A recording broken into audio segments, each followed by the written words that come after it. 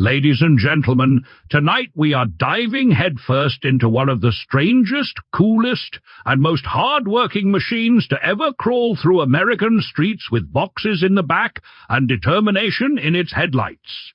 The 1933 twin-coach delivery truck. This thing looked like the future arrived 30 years early, got lost, and accidentally started delivering bread downtown. You know, a vehicle is special when modern electric vans still look less futuristic than something built while people were dancing the Charleston and arguing whether sliced bread was too modern. The first time I saw one in an old archive photo, I honestly thought it was a prop from a black-and-white science fiction movie where aliens invade Cleveland but stop for milk deliveries first. The story of the Twin Coach Company started in Kent, Ohio, USA, where the firm became famous for building buses during the 1920s and 1930s. Twin Coach had a reputation for engineering innovation, especially in commercial transportation. While many manufacturers still built delivery trucks that looked like horse wagons with identity crises, Twin Coach engineers pushed for streamlined bodywork, better weight distribution, and more efficient urban transport. By 1933, America was deep inside the Great Depression. Commercial delivery companies needed vehicles that were reliable, maneuverable, and economical.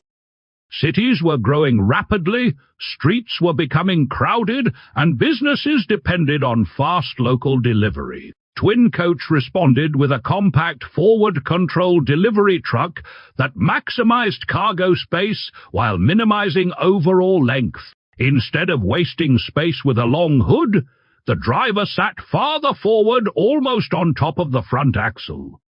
Today, that design feels normal, but in 1933 people probably looked at it and thought, "Good Lord, the driver is sitting in the engine's lap." Truck became popular with bakeries, dairies, laundries, department stores, and municipal services. These vehicles were built tough, because roads in the early 1930s were often rough enough to qualify as archaeological sites. Suspension systems had to survive potholes that could swallow small political promises whole. Production numbers were never enormous compared to Ford or Chevrolet commercial vehicles, but Twin Coach trucks earned respect for durability and practical engineering. Surviving examples today are rare, partly because commercial trucks were usually worked to death. Nobody preserved delivery vans back then. Most examples used inline six-cylinder gasoline engines supplied by Hercules or Waukesha, depending on configuration and customer needs. Engine displacement varied, but many sat around 230 to 240 cubic inches, roughly 4 liters. Output was modest by modern standards, often between 70 and 90 horsepower, but torque mattered far more than speed. These trucks carried heavy loads through crowded city streets all day long, and reliability was king. The engine was mounted low and partially beneath the cab area, helping create a lower center of gravity and better cargo capacity. Transmission duties were handled through a manual gearbox, commonly a 3-speed or 4-speed unit. Drivers needed real skill back then. You drove the truck using muscles, instinct, and occasional panic. Mechanics still discuss the event in hushed tones.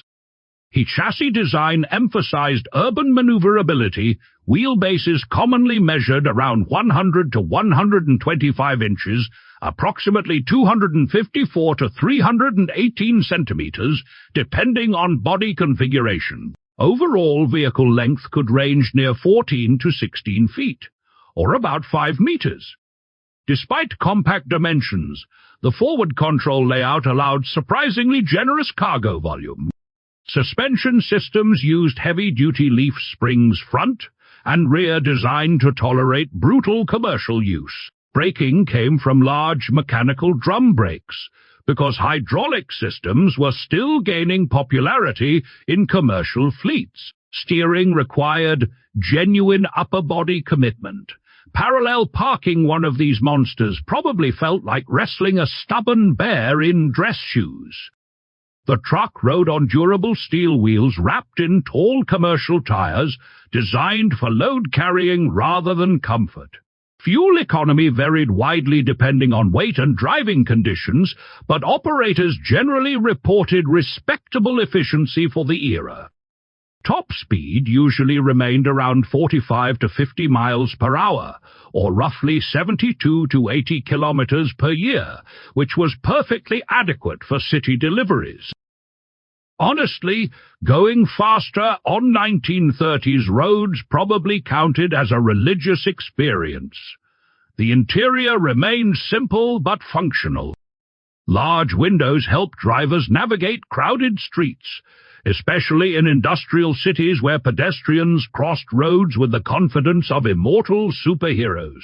Seats were basic, dashboards minimal, and insulation practically non-existent. Drivers heard every vibration, every gear whine, and every mysterious clunk.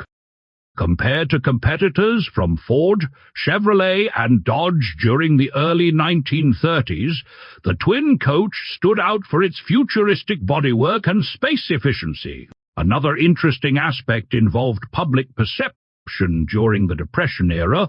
Streamlined designs symbolized hope and progress.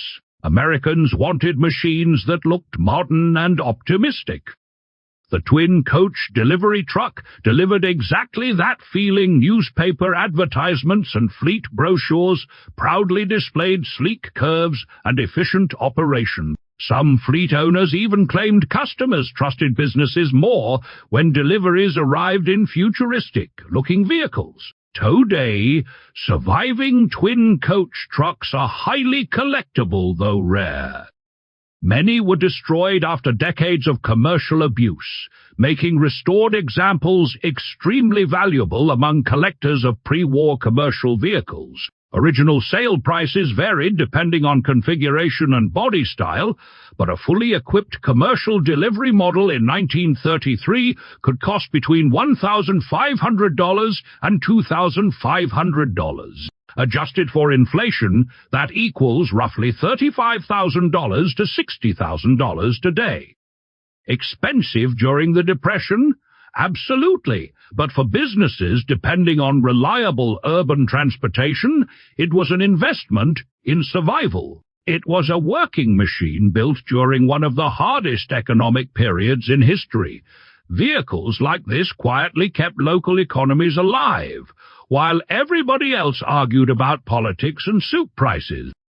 Huge thanks to the sponsors of this channel, our legendary subscribers supporting the madness one episode at a time. Without you, Timmy would already be reviewing abandoned shopping carts as budget campers, and Bob would definitely start a podcast explaining why windshield wipers are controlled by extraterrestrials. Take care of yourselves, stay curious, and remember, if you ever buy a 1933 delivery truck, never let Timmy upgrade the wiring after his third beer. That's not restoration. That's an insurance investigation waiting to happen.